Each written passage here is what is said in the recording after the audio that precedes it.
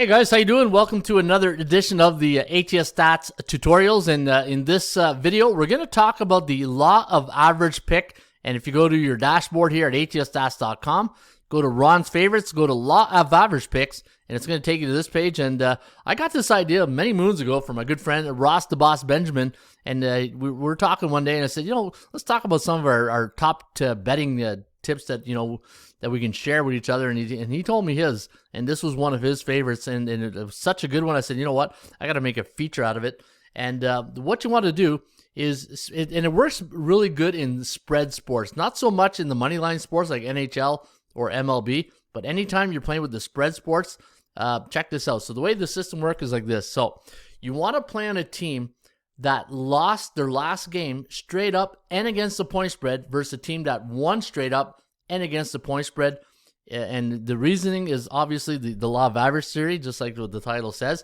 But you got to think of the market psychology, how the betting public is thinking when they're betting into the law of average theory, right? So what's 9 out of 10 times when somebody looks at the matchup on the weekend, especially in football, what's the first thing you do, right? Who do they play last? And let's say this was Phoenix or Arizona playing the Denver Broncos, but in this case, it's the Phoenix Suns against the Denver Nuggets. Well, you're going to go see what they did last week, and they'll say, oh my God, they got smoked, they got killed.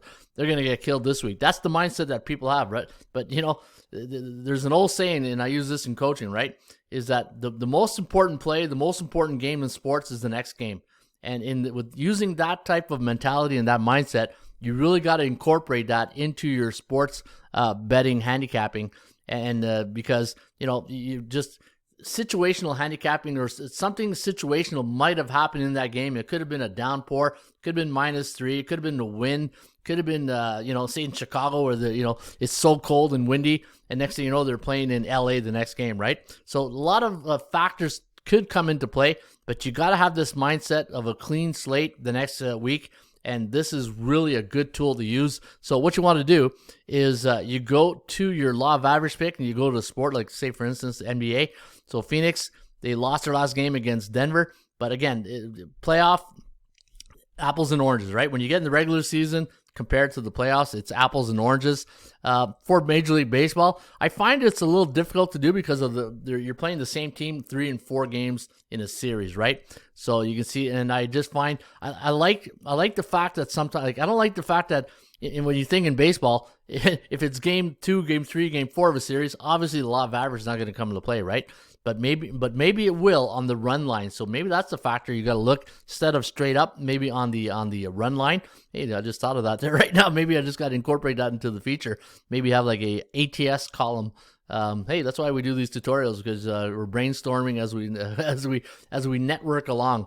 NHL, same thing. Maybe with those money line sports, I incorporate the puck line.